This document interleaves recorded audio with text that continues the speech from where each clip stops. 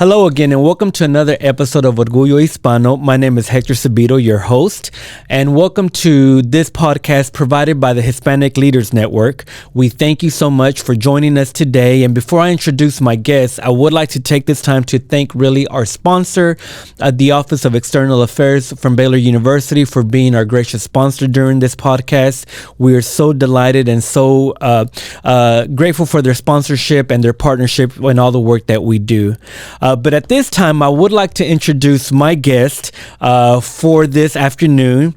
It is Andreas Zaloumis, the proud owner of Thrst Coffee. And if you haven't been by there, I would highly recommend that you go by there. In fact, they have some of the best coffee that you will have in the city, locally owned. But there's also a cool story to it. And so before I talk too much, Andreas, thank you so much for joining us today. Man, thank you so much for having me. It is an honor to have you on the show, sir. I know we've been talking about it for a while, but really, I mean, I've been a fan of yours for years now, sir, knowing the work that you do in the community and, of course, a father and a husband to a beautiful family, a proud business owner. How do you do it all, man? Question, how do you do it all?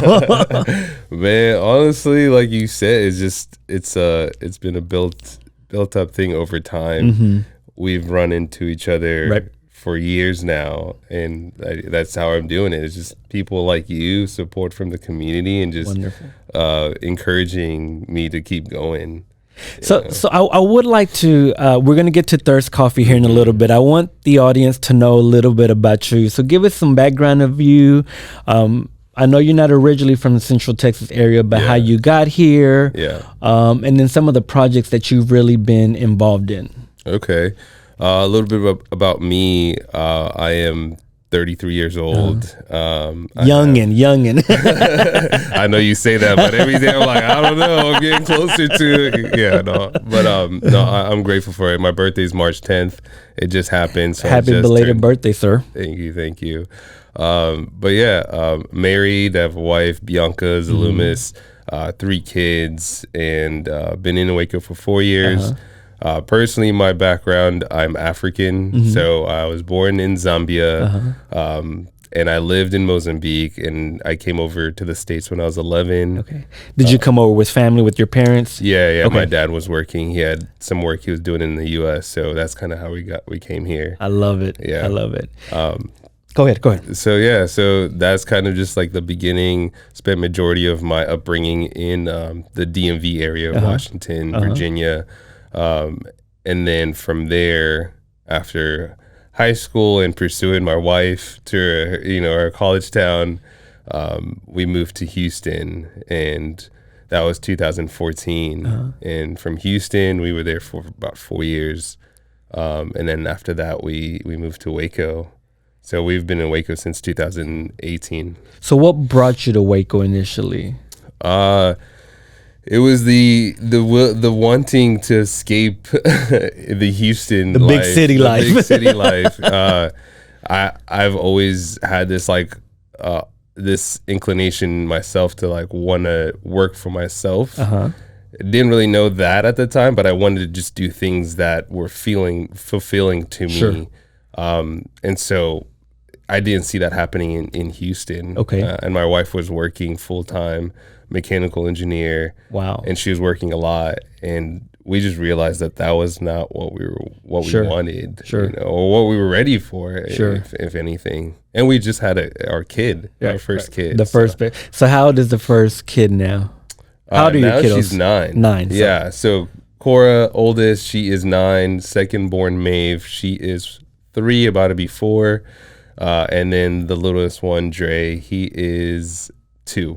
Oh my goodness, all ages. All ages, so yeah. But a beautiful family, man. I follow you on social media, and I love honestly, the relationship that you have with your wife and your kiddos, I think it is so important, especially as men, to have that relationship with your children and to really cherish them. You know, people tell me all the time, don't blink because it really goes by fast, and it does. Yeah, right? it does. And like you can take it for granted, and it's just like you can always try to catch up and like, hey, I'll be there that one time, but it's like there's so much that happens in between when you realize that, and you know, so yeah.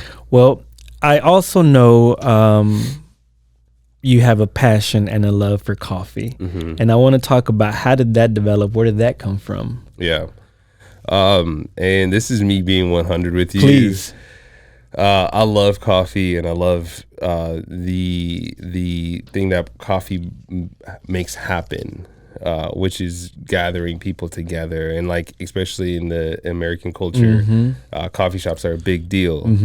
So, and I worked in coffee for 7 years, and that's where I figured that like I got that like I'm good at this. I can do this, and I understand it to a certain degree. But I'm more of a creative. I'm more of an artist that happens to have a coffee shop. And I love in order to bring some of the things to fruition that I've done here in the city, just in my life, Thrst was part of it. It was the coffee cart. It was popping up at Cultivate. It was the farmers market, getting to interact with people. So yeah, I love the coffee. I enjoy producing a good product.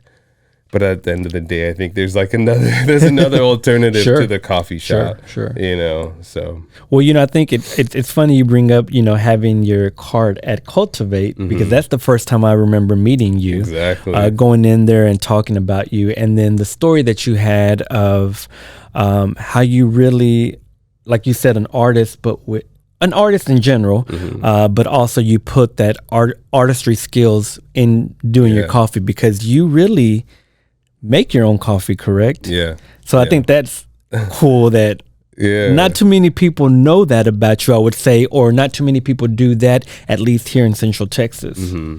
So yeah, I am roasting my coffee, and I've always, and that's the artist in me, is like, if I'm gonna do something, I wanted to have my stamp on it. I want my hands to touch it and be able to know the ins and outs of what I'm giving out. Sure. So I can feel good about it. Right.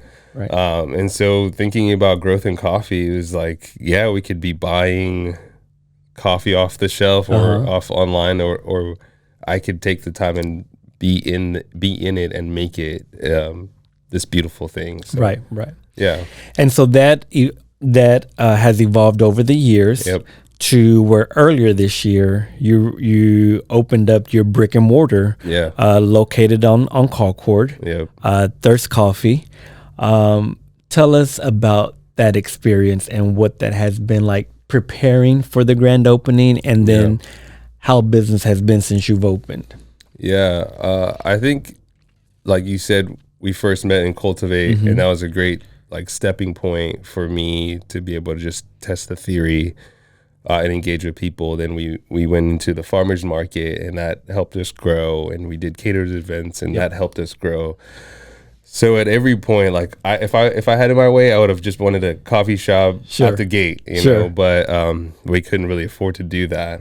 So we had those stepping stones that we had to go through, and then the pandemic happened.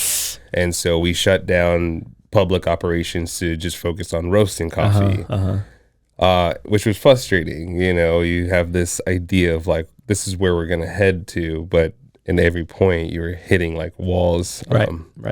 But yeah, essentially all those things helped me feel comfortable to be able to then this year launch the business and say, I understand the moving parts in my business, and I'm willing to take this risk. So it surprisingly felt more calm and less nerve-wracking. I'm less scared to take the risk and all those things, because I feel like I have a good understanding of how I want to grow the business and how it can be grown. So now, I know in speaking with a few business owners, especially business owners that really, when the pandemic hit, found it difficult to pivot, and you might be on a trajectory, but then of course operations shut down for a year and a half, 2 years, and we talked with them about the frustrations of sometimes starting a business, that it's not always as glam as people may think it is. With those frustrations, was there ever a point when you thought, this is too much, I don't want to do this anymore, I'm ready to throw in the towel? What was that experience like? Yes to all of that. Yes, like no lie. Yes to, and it came in waves, man, and it came at different times, and I think that's just the journey of entrepreneurship. That's the journey of being an artist, is like you're putting things out in the world, and it's not always great, but the validation is when people like are either purchasing it or validate, you know what I mean? Like you need outside validation. Absolutely. When that's not happening, everything just seems like, what's the point? Right. You question everything, right? Everything is questioned, and then you're facing natural things that you have no control over. Right. No one does. Right. So multiple times every year, there's at least at a point where I'm just like reevaluate everything, and I'm like, does this still make sense? Like I have a family. Does this make sense for my family? And I'm assuming there are days when you spend hours or most of the day away from your family because you're handling the business. But what it is, that internal thing within you that keeps you motivated, that keeps you going? How do you keep yourself from throwing in the towel? It's the appreciation of like holding on to when those good times come around, and when you have the flexibility to be there for your family, and you ultimately you feel like life is not just happening to you, but you're taking action. Like where you can be there for your daughter, you can be there for your wife. She's having a hard day. If bringing the kids to the coffee shop and seeing them learn the application of working hard and getting to build community, and like I go around and people know my kids, you know, and I know that they'll be looking out for them as well, because it's happened already, those are the things that keep me going, and say that like I value this, and I don't want to put myself or my family in a position where I'm sacrificing these kinds of relationships or these moments because of security, financial security. I want to be able to like look at my kids and say, dream big. There you go. And they know that. There you go. It means work hard, work hard for what you want. And, And dream big, I think, because I say that to my kids also. And I think you probably would agree with this. It's also saying you can do anything. Literally. There are no limits. Literally. In fact, we want our kids to be better than us in life, right? And so I always tell my baby boy, dream big, baby boy, because you have no limits. I've started like trying to figure out ways to tell my kids these things, and one of the ways I think about it is that as like kids, like you see kids and they're playing, right? And they can create, and they can be a race car driver or a nurse or whatever. And as you grow up, you get away from that. But growing up really is just like you're still playing. Correct. I want to be a engineer. I want to be an artist, right? And it's like you just have to learn how to play that game. There you go. And play the game better every day. There you go. If you want to play something else, you can do it, but you're going to have to learn to play that game. So it's refined, so it makes sense, and it has a structure. I love that analogy. That's awesome. Yeah. Let's talk about the coffee shop a little bit. So Thrst. I know it's an acronym. So tell us what the acronym is for. Yeah, so it is Third Space Theory Coffee. Okay. And why Third Space Theory? Thinking about our journey and our connections, even Cultivate, Rebecca, who is the owner of Cultivate, and Jeremy, a husband, were really close friends of ours and helped us bring this idea to life, you know, because they had the space and they saw something in us and they wanted us to pursue it. You know, we talked about the coffee shop, the concept, and really they invited us over, I think, their house for dinner, and they were like, what if you just like, because again, my idea was like, get a storefront, get a physical location. She was like, why don't you just open up like a stand or something? And I'm like, nah, that's not what I want to do. Do that. Like, what are you talking about? And but she really proposed the name Third Space. She was like, what do you think about that? And I think it's just seeing what we were looking for and what we were able to do within the time she had known us. And I was like, okay, I like it. And then I just did some research on just like what's Third Space, you know, and came about like there's actually a theory that as humans, we not like just want, but we crave this third space to build community, to be part of something that is like outside your home, which is your first space, and then your work, which is your second space. You know, bars, libraries, like wherever multiple people gather. You don't have to know each other, but you're still existing. And so I've never heard of that before. That is amazing. Yeah. So that's Third Space Theories is really just the culture that we are aiming to build with Thirst, is just a space for anyone and everyone to exist, and just bring different perspective into Waco. Right. Well, and I want you to also tell us, what can people expect when they go to Thirst? And there might be some that maybe have never been. What can they expect when they walk through the doors? Yeah, a very calm atmosphere, very calm. I think of Thirst when I was putting this together is I want people to walk into my home and feel comfortable and be able to just go to a coffee shop and just sit. You don't have to meet with anybody, and it feels normal, organic. So yeah, the furniture is there for you to relax on and just hang out.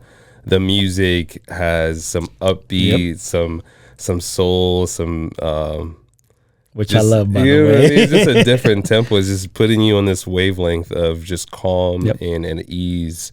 And then all my coworkers that work with me, the baristas, are all pleasant, very helpful, and they're all able to have conversation beyond just like your work, beyond like, you know, what you look like. It's like the conversations that happen there are just progressive and encouraging, and you know, they're pouring into people, and the same is happening back. You know? And what I also, to all of that, because you know, as you know, I think I have a little addiction with Thirst because I'm in there probably weekly.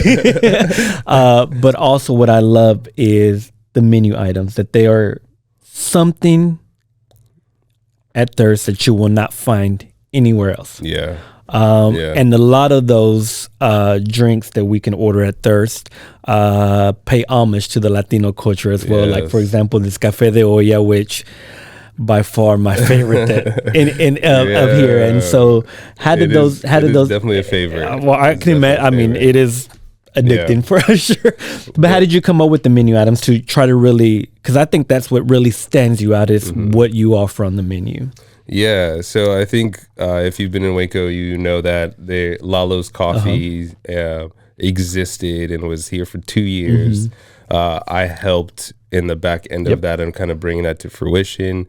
But ultimately, it had a good, flavorful menu, you know, and it was traditional, and it exposed like cultural appreciation, and the community loved it. So yeah, it was just realizing that, being in Lalo's and seeing people come back day after day, and they were like mind blown by the recipes and the syrups that we were putting together, was encouraging.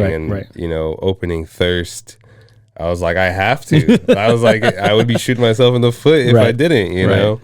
But yeah, all the syrups that we offer are either made in-house or we partner with somebody locally to provide that. And I love that. It's the uniqueness. Yes. I like, again, it's the artistry in me, is that I don't want to just have the same vanilla that this place is having. I want to have a different vanilla. We have a brown sugar, we have the café de olla, we have a Mexican mocha. We have a ginger mint, like a cascara syrup. Like, all these things are made in-house, and they make it unique. And so that you come there, it's worth it. You're getting this experience. Absolutely. We don't have a lot of parking, so you're getting this experience that you had to walk over for. But it's worth it. It's worth it. But it's definitely worth it. Well, at least I hope so. It is. Yeah. It is. From a consumer point of view, it is definitely worth it. And man, you said something so powerful that it is either done in-house. Yeah. Or you partner with other local businesses to make it happen. Yes. And as we all know, while we're very appreciative of our chains and our big box stores that are here in our community, but I've always said that the local businesses are the backbone of our community. Yeah. And so for us to support local businesses, I think it should be intentional on our part. It should be easy on our part, but it also should be something that we encourage others to do as well, because you live in the community that we live in.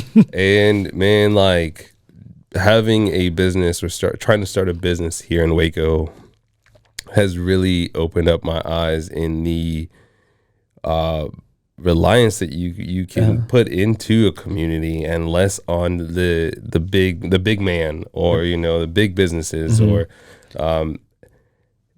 cha community, helados. Yep. You know what I mean? Alpha Omega. Like, these are anywhere from Pinewood, Dichotomy, all these businesses I've interacted with at some point and have helped me at some point. And that's not even as just a consumer, but as a business owner. Sure. There's like beauty in that, and there's collaborations that can happen and growth that can happen. So because I'm starting a business, I don't always participate in other businesses because it's just time. Sure. But when you can work with them on the back end, it's like, it just is beautiful, I think. So, Andreas, I want to ask you two more questions before we end. Number one, what are if you can share some plans that you have for Thrst, and where do you see it going in a couple years, 5 years down the road, et cetera? Yeah, that's cool. Thrst Coffee, again, is more than just the coffee. Sure. And that's something I've really tried to hold on to as you think about growing a business, about that ticket, the ticket price and turnover on how fast you can get the product out in order to increase revenue. But what I really would love for Thrst is to be a space, and people to know it as a space for all and for anything to happen. I love it. That was something I looked for when I first moved into Waco. Was I just wanted to create, and I wanted to host events, and I wanted to try these different things, or just a space that I felt comfortable in. And I knew that the people that were there were rooting for me. Sure. So I want Thrst to be that. So right now, things that are happening are poetry nights on the third Thursday of the month. Okay. And actually, the next one's going to be coming up this Thursday. Wow. Did I say Saturday? I'm getting Thursday. Thursday. Yes. So we have poetry nights on the third Thursday of the month. In the evening. In the evening, okay. Yes. So it's from 6:30. There's a writer's workshop that happens. And then after that, is like an open mic. And you're able to go up if you'd like. But there's normally a featured artist. I love that. And that's also a collaboration with somebody that's in the community. And her name is April.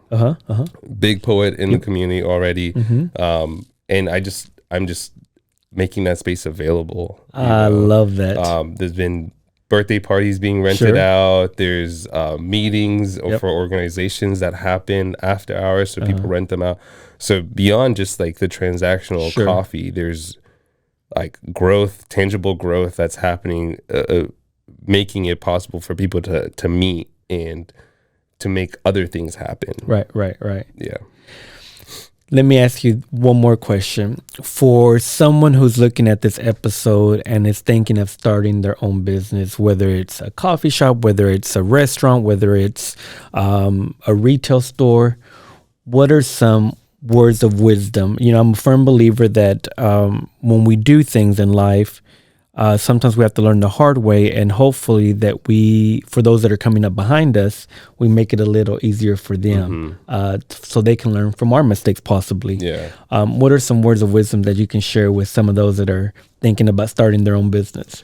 Yeah. Man, there's a lot. There's a lot. But if you could pick two things. It was like, honestly, the simplest thing I could say is changing the perspective on failure. Like looking at it as failure means that you get to now know that you need to learn something. Sometimes you're like, what do I need to learn? What do I need to know in order for me to take action on this thing? First step is take that action. The second is when you take it, whether you succeed, and that's subjective, right, or you fail, which you'll know when you fail, that is just that you need to do everything in your power the next time to learn from this feeling that you have right now, and it won't happen again. Wow. Yeah. That's an amazing perspective, because I think, in my opinion, even my wife and I have a few businesses that we handle. Sometimes we look at when things don't go our way as failure, but it really isn't. It's just learning how to change our perspective. Exactly. And sometimes it takes time and effort to do that. Yes. And like I said, like my journey for now having this location is that I've had a lot of failures. I've doubted myself a lot. And even when other people are like, dude, you're doing great, you're succeeding, I'm like, you just don't understand. You don't see it. Yeah, there's like so many things that I'm working on and nervous about, but I wouldn't be here. Right. I wouldn't have the coffee shop. Right. If I didn't continue after those failures. There you go. There you go. That's the one thing I think is important. It's just the perspective, changing your perspective, viewing things as life lessons. There literally. you go. Like you can take anything away from everything you do, whether good or bad. Yep. Andreas, thank you. Yeah. It's been an honor, man. And I'm so glad that we finally got to sit down and talk. Me too. A lot more than just entrepreneurship, but about family and community. And so thank you so much for taking time out, because I know you're terribly busy. And so truly, I want you to know that with us as HLN, you have a fan, and we want to support and help however we can. Okay. It's much appreciated, man. Thank you for always supporting and always being there. Of course. Being an advocate for not just Thrst, but for me, like me as a person. Yes, I think you see something, Absolutely. and I appreciate that. So we believe in you, brother. Thank you. Thank you. And thank you once again to all of our listeners out there. I hope you've enjoyed this episode of Orgullo Hispano. Stay tuned for the next one that we're going to put out. But also, I would be remiss not to thank our sponsors again, the Office of External Affairs from Baylor University. We thank them again for their continued partnership. And until next time, please take care. This episode of Orgullo Hispano was made possible through the generosity of these sponsors. The Hispanic Leaders Network is a nonprofit 501c3 organization. Our vision is to develop and empower current and future leaders to make a difference in the community. To sponsor a future Orgullo Hispano podcast episode, visit our website at www.hln-waco.org or email us at hlnwaco@hln-waco.org.